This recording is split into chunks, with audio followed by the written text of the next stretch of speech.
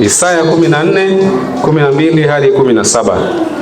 Jinsi ulivyoanguka kutoka mbinguni, ewe nyota ya alfajiri, mwana wa asubuhi, jinsi ulivyokatwa kabisa, ewe uliyewaangusha mataifa. Nawe ulisema moyoni mwako, nitapanda mpaka mbinguni, nitakiinua kiti changu juu kuliko nyota za Mungu, nami nitaketi juu ya mlima wa mkutano, katika pande za mwisho za kaskazini. Nitapaa kupita vimo vya mawingu, nitafanana na yeye aliye juu, lakini utashushwa mpaka kuzimu, mpaka pande za mwisho za shimo. Wao wakuonao watakukazia macho, watakuangalia sana, wakisema, je, huyu ndiye aliyeitetemesha dunia? Huyu ndiye aliyetikisa falme, aliyeufanya ulimwengu ukiwa, akaipindua miji yake, asiyewafungua wafungwa wake waende kwao? Hili ndilo neno la Bwana.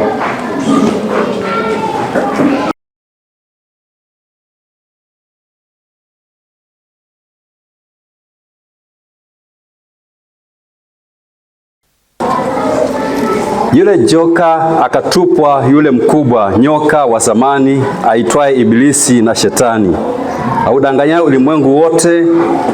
Akatupwa hata nchi, na malaika zake wakatupwa pamoja naye. Nikasikia sauti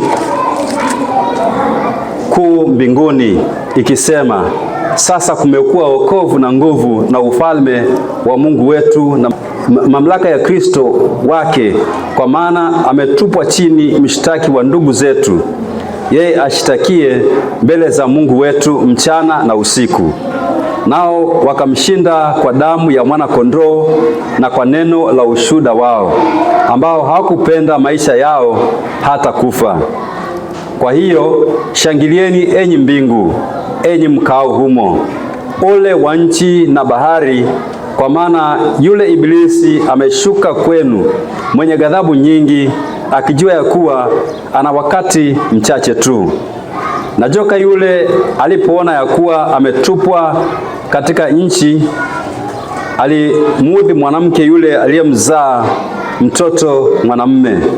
Mwanamke yule akapewa mabawa mawili ya tai yule mkubwa, ili aruke aende mpaka nyikani, hata mahali pake. Hapo alishapo kwa wakati na nyakati na nusu wa wakati, mbali na nyoka huyo. Nyoka akatoa katika kinywa chake nyuma ya huyo mwanamke maji ya mto, afanye kuchukuliwa na mto ule. Nchi ikamsaidia mwanamke, nchi ikafunua kinywa chake, ikaumeza mto ule uliotoa yule joka kutoka kinywa chake. Joka akamkasirikia yule mwanamke, akaenda zake afanye vita juu ya wazao wake waliosalia, wazishikao amri za Mungu na kuwa na ushuhuda wa Yesu. Naye akasimama juu ya mchanga wa bahari. Na hili ndilo neno la Bwana.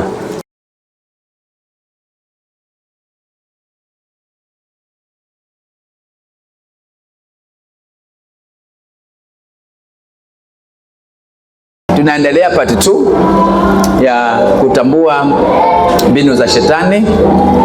Na juu tulikuwa tunaangalia the strategy of the enemy, na kwa hivyo leo tunataka tuangalie weapon ama silaha shetani anayotumia. Na silaha ambayo ni ya kwanza shetani anatumia ni silaha ya uongo. So tunaangalia silaha anazotumia shetani. In fact, maandiko yanamuonyesha shetani kama baba wa uongo. He's the father of all lies. Na tunataka tuangalie katika somo lile ambalo tulisomewa wiki iliyopita, kitabu cha Mwanzo sura ya 3 aya ya 1 hadi 7. Kuna narrative pale ya nyoka na Hawa. Ni uongo gani ambao shetani aliutumia kuhakikisha kwamba huyu mama ama huyu mwanamke ameingia katika mtego wake? Satan came to Eve as the serpent, and he came to Eve as the deceiver. Biblia imemwonyesha nyoka kama the serpent of old, who is called the devil and Satan in Revelation 12 verse 9, who deceives the whole world. Kwa kumbe kazi ya shetani ni kudanganya dunia yote. Agenda yake, ukiangalia na vile what is happening in the world, the world order inakaribia tu sana kufika, kwa sababu tunadanganywa na hali zetu za uchumi. Na kuna mtu alisema, sijui alifikiria nini, lakini alisema ukitaka kupata mtu mpate wakati ana njaa. Mwenye njaa hawezi kujisaidia. Mwenye njaa akionyeshwa chakula, sana chukua chakula. Mataifa itafikia mahali yafikie makubaliano ya kifedha. Hapo ndipo mambo yatakapoanza kuchanganyika. Na kama kuna wakati wa watu kusimama, ni sasa. Na Afrika tunadanganywa na uchochole wetu wa kiuchumi. Na kwa sababu hiyo basi, dunia ya nje, mataifa ya nje yanaona kwamba Afrika ni mahali pazuri pa kuanzia yale maovu ambayo yamepangwa. Ukiangalia saa hii, gayism ilianzia wapi? Si ni huko juu? Homosexuality, talk about homosexuality, lesbianism, ilianzia wapi? Lakini what is happening around? Paulo mtume alipoandikia Wakorintho aliyazungumza maneno haya ya kwamba watu watabadilisha hisia kwa mwingine, yani mambo ambayo si ya kawaida yatatumika. Lakini tutazungumza habari ya uongo shetani ameweka, na kuna vitu ambavyo zinaonekana very normal duniani sasa hivi.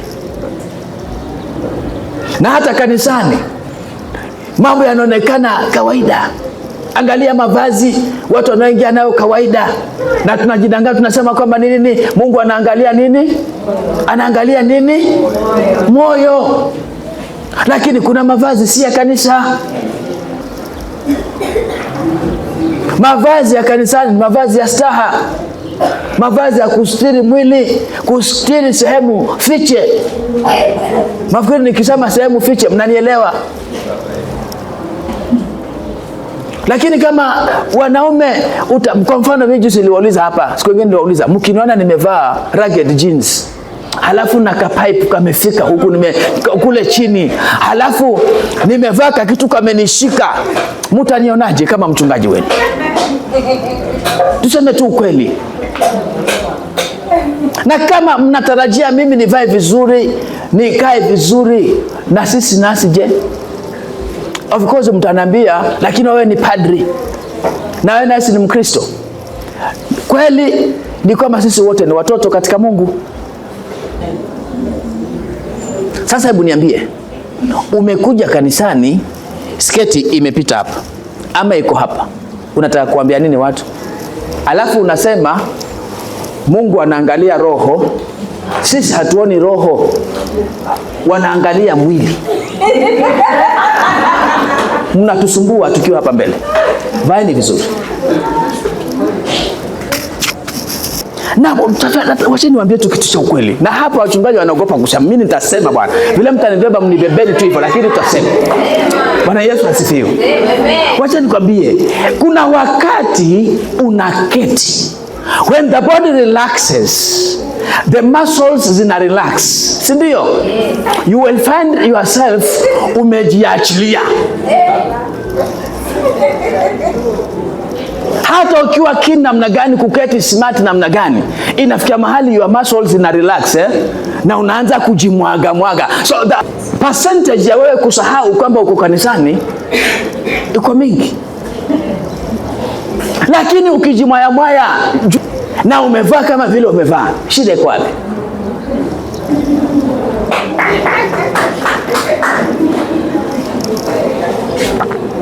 Hata nataka niwaambie kitu kimoja, na hii it's a bitter pill.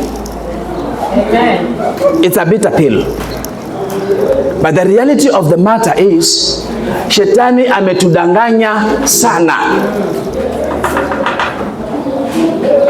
Ametudanganya sana. Na sasa hivi ni vigumu hata wachungaji. Unakuta mchungaji mwanamke naye anavaa kasketi kamemshika, na halafu huna majaliwa ya haja kama wengine, umevaa kasketi kamekushika, halafu kamepasuliwa hapa, ukiangushwa shilingi huwezi okota. Kama hiyo nguo umevaa ni ya stara, mbona ukiangushwa kitu uinami hivyo ukachukua mpaka? Shida gani? These are the lies of the enemy. Tuna concentrate na mambo yaonekana kwa ndani, lakini hata kama nje ni kubaya, huko ndani kunaweza kuwa safi kweli. Ndio maana Yesu akasema, Mafarisayo wanafiki, mnaosha nje ya kikombe na chano, na ndani kuna uchafu. Mimi ni mtu ambaye ninaamini ya kwamba if the inside is clean, the outside will also be clean. There is no truth in the devil, for he is a liar and the father of lies. John 8:44. It is important, therefore, for you or for us to understand or notice the steps that the enemy took in getting Eve to believe his lies. And number one, he questioned the authenticity of the word of God. That's number one. He questioned the authenticity of the word of God. Indeed, alisema eti hivi ndivyo Mungu amesema. Unajua anaposema eti, the validity ya ukweli ule ambao unapewa. So the devil was questioning. He did not deny that God has spoken. Hakusema kwamba Mungu hakusema, lakini alisema, je, hivi ndivyo Mungu kweli alisema? Kwa hivyo alikuwa ana question the validity ya neno ambalo Mungu alimpa Adamu. He simply questioned whether God has really said what Eve thought he had said. And perhaps sometimes hata sisi hapa we misunderstand what God says. Satan alisuggest akasema, it's like Satan anapeana suggestion ya kwamba wewe ni mwenyewe ndio utafikiria. It is worth here to note that in the suggestion Satan alikuwa anajaribu kuya questioning God's goodness. Let me tell you for example, katika maandiko tunasoma Mungu yu mwema kila wakati, si ndio? Tunaona favor za Mungu, tunaona fadhili za Mungu, na tunasema fadhili za Mungu ni za milele. Lakini ni mara ngapi umeliuliza hilo swali, kama Mungu kweli yupo, mbona napitia haya? Na kuna mtu mwingine mwimbaji atasema, Mungu wangu wewe wajua sababu kwa nini yapitie haya, Mungu wangu. Na mara nyingi kabla ufikie hapo Mungu wangu wajua sababu, huwa umeuliza maswali karibu yote. Kwa nini tunauliza? We are questioning the goodness of God. Question. If God really loves you, why is it that God is keeping some things away from us? Ni mara ngapi tumeomba tubarikiwe? Ni mara ngapi tumeomba milango ifunguliwe? Ni mara ngapi tumeomba uponyaji na bado Mungu anakuona, anakuangalia, na bado maumivu uko nayo bado? Mara ngapi tumeomba milango ya neema ifunguke? Some of us tumepita katika changamoto za kila aina, na Mungu hajaondoka, bado yuko pale, na maumivu yako bado uko nayo pale. Na mara ngapi tumeuliza maswali Mungu, je, Mungu haya ataendelea mpaka lini? Question the goodness of God. The same thing aliuliza Hawa The same question alimuuliza nani? Yesu. In Matthew 4 verse 1 to 11. Akamfuata Yesu na alikuwa anajua kwamba ana njaa. Akamwambia, wewe nawe kama ni mwana wa Mungu. Unajua alisema neno kama wewe ni mwana wa Mungu, si ugeuze haka kajiwe tu kakuweko tu mkate na ujisote. Geuza hii jiwe wewe mkate ujisote. Hii njaa yote ni ya nini? Si ugeuze jiwe ukule, ugeuze kuwa ni mkate. Eti. Na Yesu akajua njama ya kwamba Yesu alikuwa anasema, wacha ni prove. Unajua sometimes we want to prove that we are. So kila ambacho alikuwa anataka amnase nacho Yesu ni kwamba Yesu angeamua kuprove kwamba yeye ni mwana wa Mungu, hapa angemtoa nje na mpango wa Mungu. Tusipochunga tutaichukua sehemu ya Mungu na kujifanya sisi ni miungu. Wachungaji hatuna majibu ya watu hao. Wanapokuja kwetu, wanakuja kwetu maana sisi tusehemu Mungu ametutenga kuwahudumia wanadamu. Mungu angeweza kufanya kazi hii mwenyewe. Angeweza kuja na akakomboa mwenyewe. Anaweza kuja mwenyewe na afanye deliverance, afanye. Lakini anafanya kazi na wanadamu. Sisi ni partners. Tumedonetiwa authority na Mungu. Na tusibebe authority hiyo kana kwamba ni ya kwetu na tukaanza ku-exercise vitu ambazo hazistahili. So Jesus hakutaka kumprovia shetani chochote. Point number 2. Ali question the authority of the word. The enemy alipomuuliza maswali hawa, he was denying God's word. Maana alideny na akasema, you surely shall not die. Asema hamtakufa. He denied the word of God.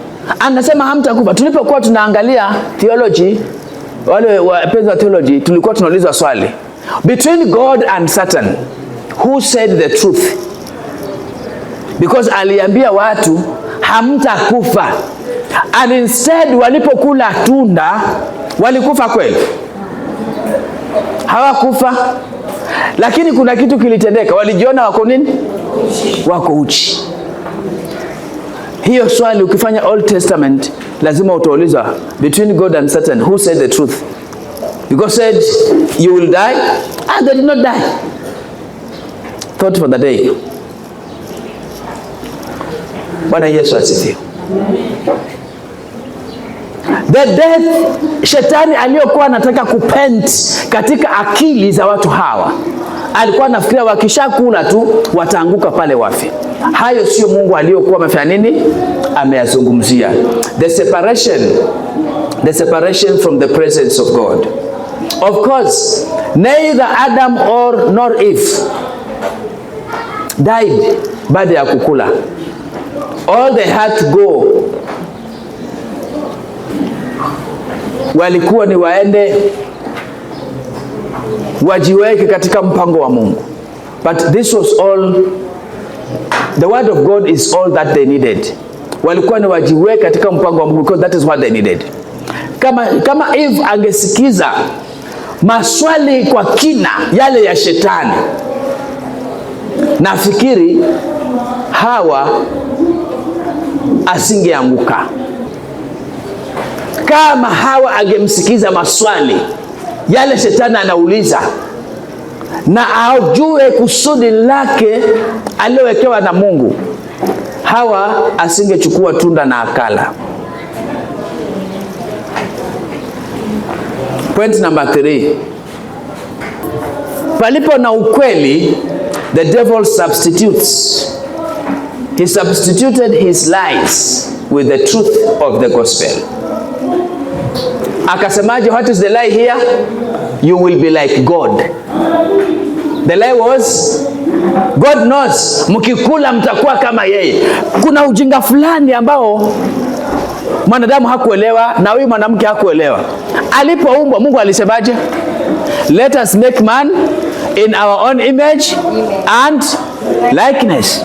Sasa Mungu, huyu shetani anaposema you will be like God, which likeness again?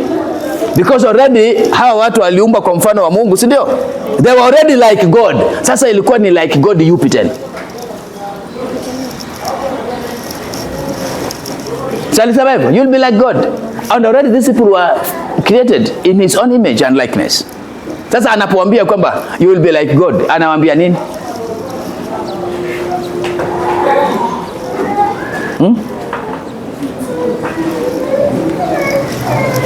Adam and Eve were already made in the image of God. But this was a temptation.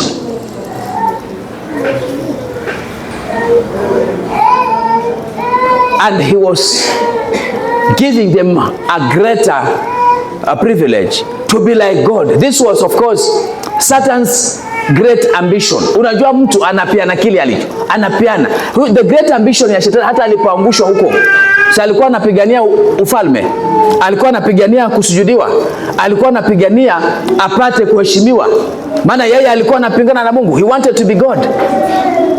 Na akataka kuleta hiyo mind katika akili za watu. Are we after serving God, or we are after powers and dominion?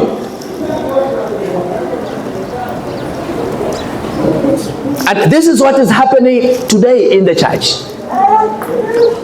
Wachungaji wamejipa masifa, wamejiinua kiwango cha Mungu. Mungu hatukuzwi tena, ni mwanadamu anayetukuzwa. Na ukitaka kujua mchungaji aliye na vitimbi vya kishetani, this word is never preached. Ni sarakasi tu. Mimi sijaona Yesu alienda mahali Jesus who owned all powers anacheza mpira kanisani. Sijawahi ona. Na wewe na mimi na akili zako kabisa unachezeshwa tu rumba kanisani. Jesus demonstrated powers kwa kutenda. Tena mara nyingine aliyatenda silently. Aliyowaponya, kuna wengine aliwaambia nendeni mkaoshe uso huko na mkajionyeshe kwa makuhani. Na kuna wengine aliwaponya akaambia watu msimwambie mtu yeyote haya. Mbona sisi imekuwa sasa it's like we are competing who has more power and who doesn't have power. It's not about power, it's about the presence of God katika ibada. Imekuwa sasa ni vitimbi, yani kanisa imeharibika, yani vituko.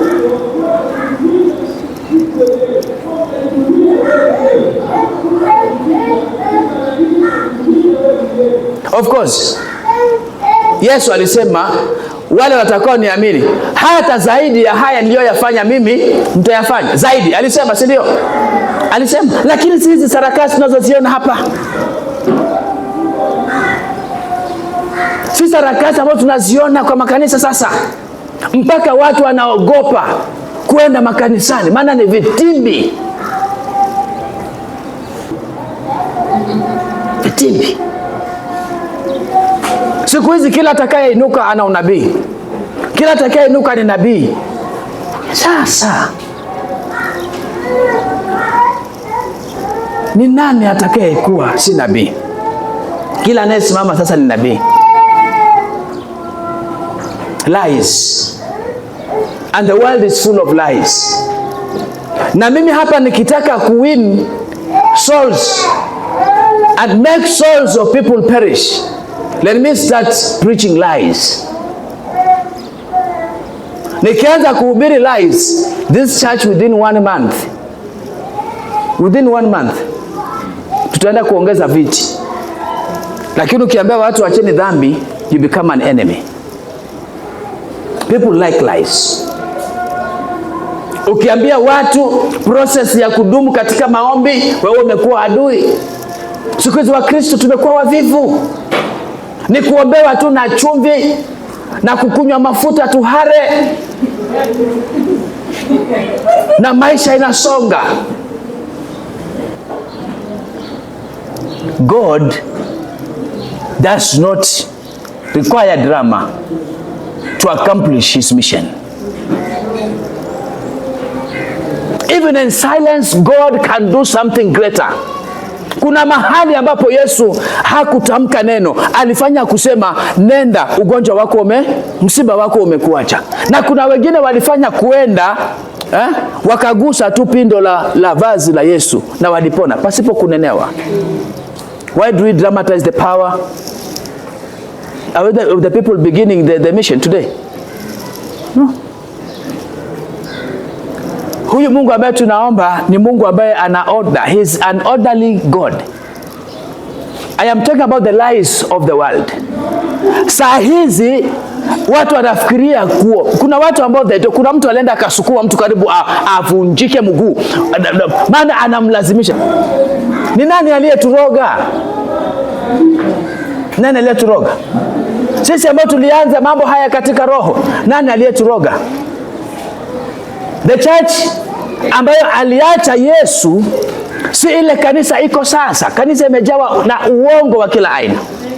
Si kwa matoleo, si kwa miujiza.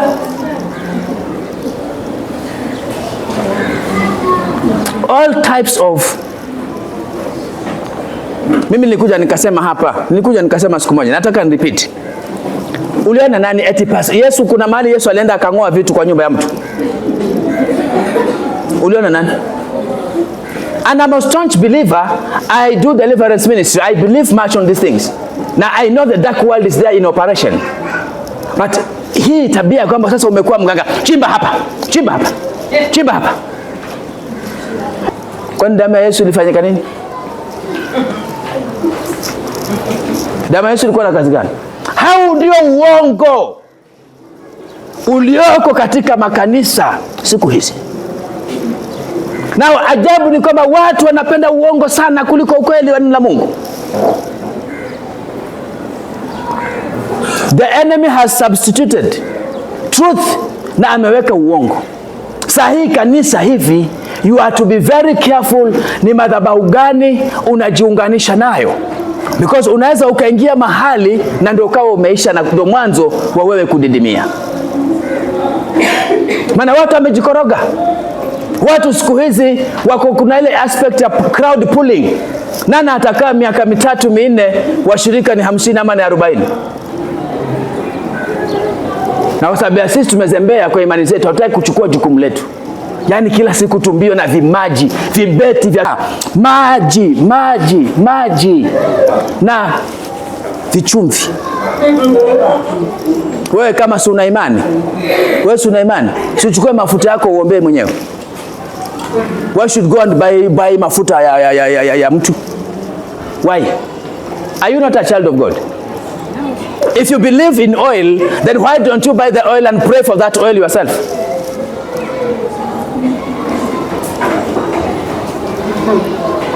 Why? Chumvi ziko hapa tu, chumvi tununua tu ya kwako. Twanga ombi ile ya kweli na uongo ya kwako. Kuna haja gani kununua chumvi? Why don't you pray with your handkerchief? If you believe on these matters. Mpaka ukauziwe handkerchief 200, hapa ni shilingi 50. Ni akili gani tuko nao? Wewe mwenyewe ni maskini, alafu unaporwa.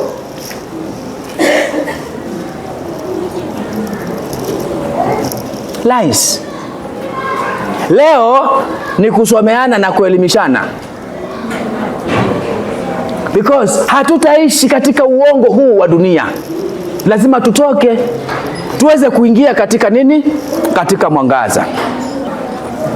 The last point ni kwamba mama naye alipoambiwa, she also took away from God's word. Genesis chapter 1 verse 2. Naomba mtu nisomee. Mwanamke akamwambia nyoka, matunda ya miti ya bustani twaweza kula.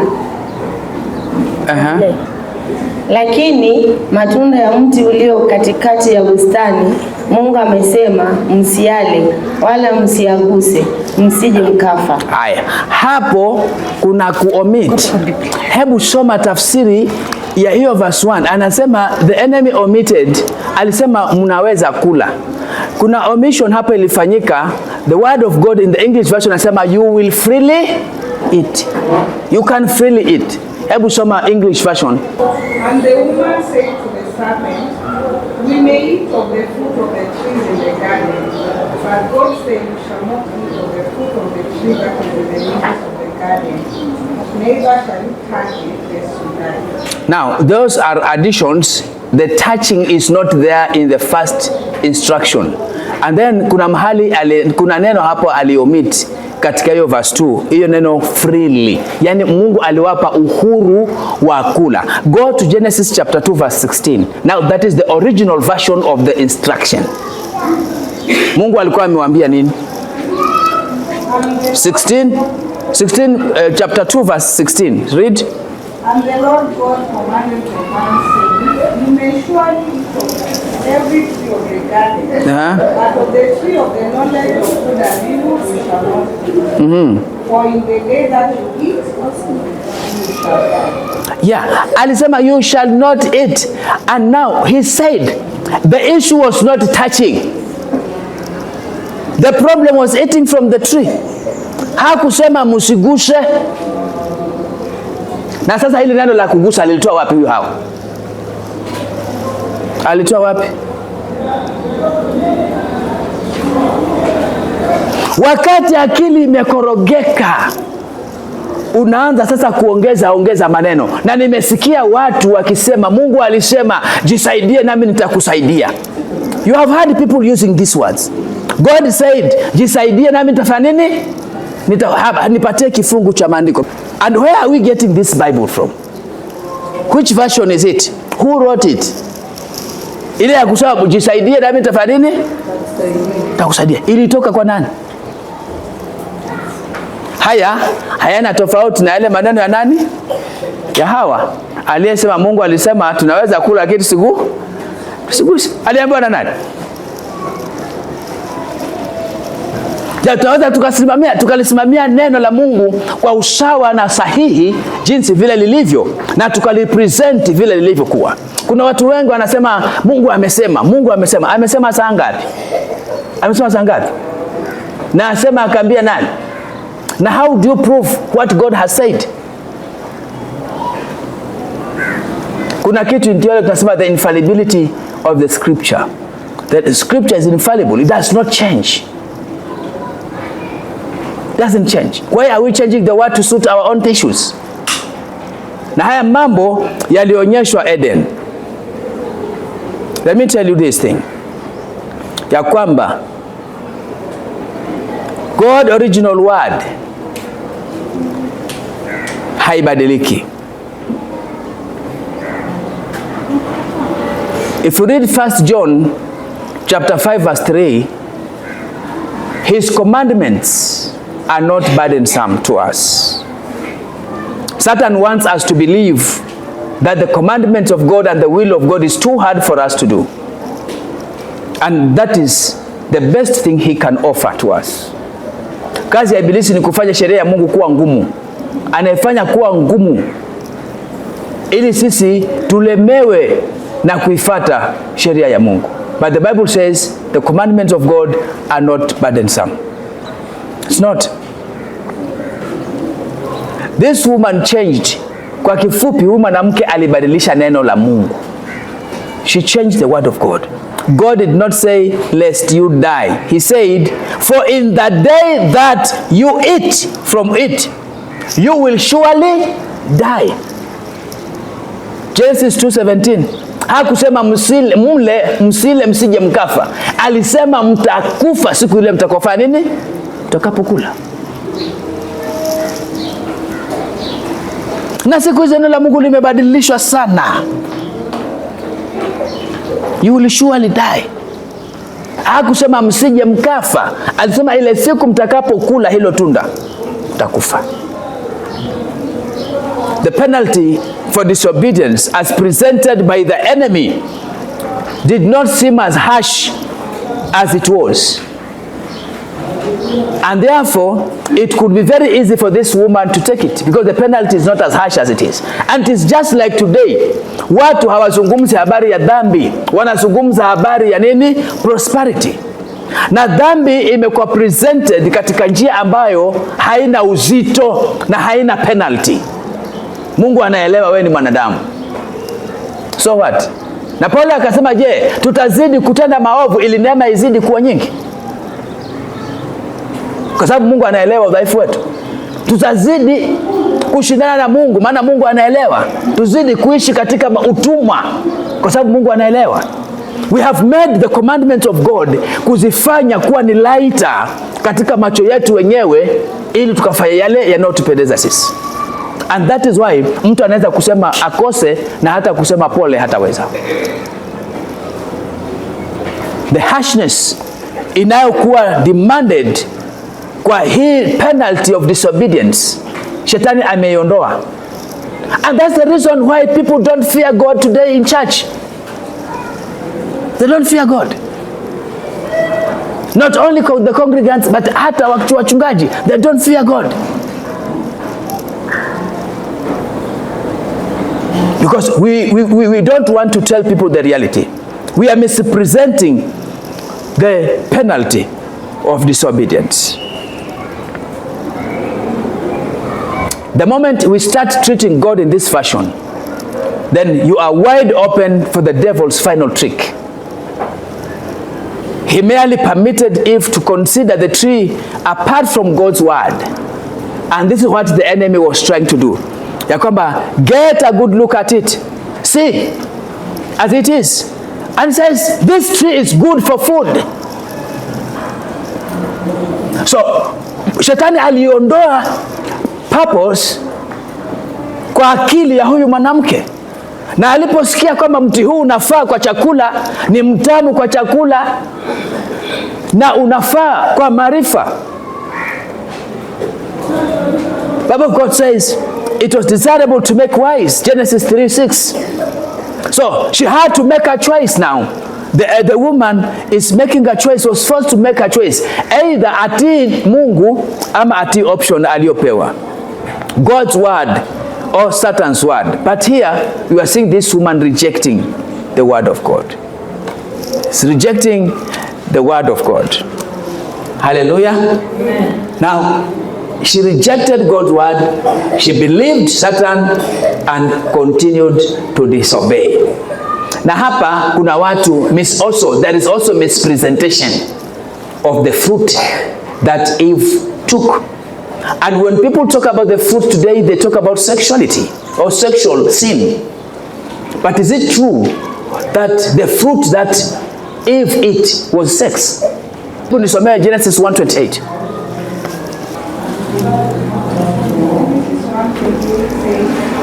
And God blessed them, and God said to them, yes. be fruitful and multiply and fill the earth. Now stop there. He blessed them. And what did he say? Be fruitful and multiply. Now, kama Mungu aliwaambia zaeni mkaongezeke, walikuwa watazaa kwa njia gani? Sasa inakuwaje dhambi ile aliyotenda Hawa iwe ni dhambi ya mapenzi? Na alifanya ngono na nani? Na Shetani. Akili.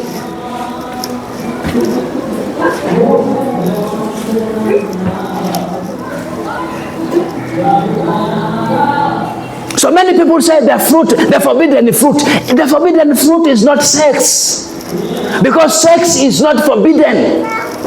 Sex in the Bible is contextualized.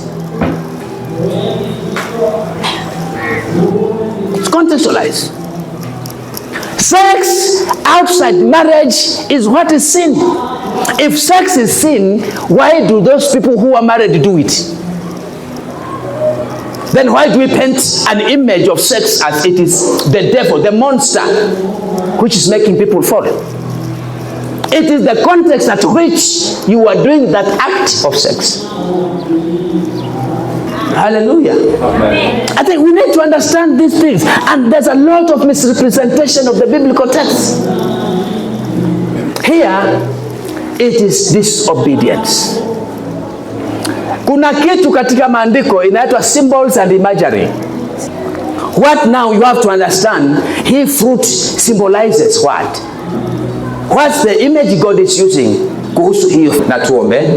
Baba wa mbinguni, kwa jina la mwanao Yesu Kristo, tunapenda kukushukuru na kukuabudu wewe uliye mtakatifu, tena uliye Mungu. Tumeketi miguuni pako Bwana, wewe mwenyewe umezungumza nasi, kutuonya, kutuelekeza na kutufanya kuyajua mapenzi yako na makusudi yako. Kweli kabisa, Ibilisi ni baba wa uongo. Yeye hugeuza ukweli na akaufanya kuwa ni uongo, na uongo akaufanya kuwa kweli. Na dunia hii imejawa na hisia za uongo, imejawa na mafundisho ya uongo.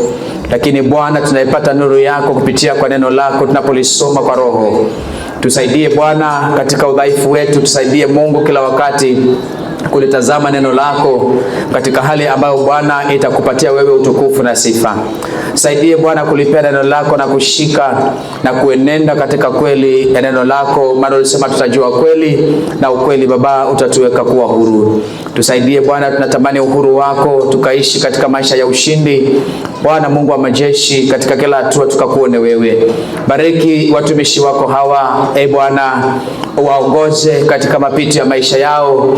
Utukufu wako na neno lako likawe hai ndani yao, likatimize kusudi ambao kwalo umelituma. Tunapopungua wewe kubali kuongezeka ndani yetu, tushukapo chini wewe inuliwa na ukaendelee kupewa utukufu, kwa sababu ndiwe Mungu. Bariki Bwana maisha yetu na utusaidie kwa Roho wako Mtakatifu kuenenda katika maagizo yako daima.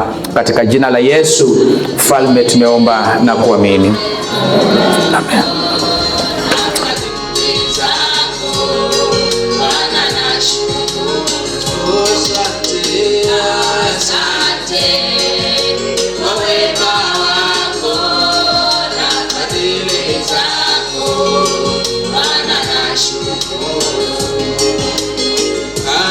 Asante kwa wema wako na fadhili zako, nashukuru. Asante Yesu, asante kwa wema wako na fadhili zako, nashukuru. Asante Baba, asante Yesu,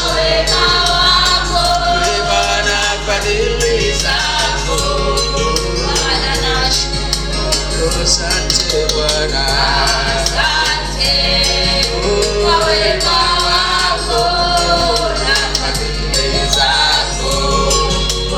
Asante, asante kwa wema wako na fadhili zako. Bwana nashukuru. Asante kwa wema wako na fadhili zako.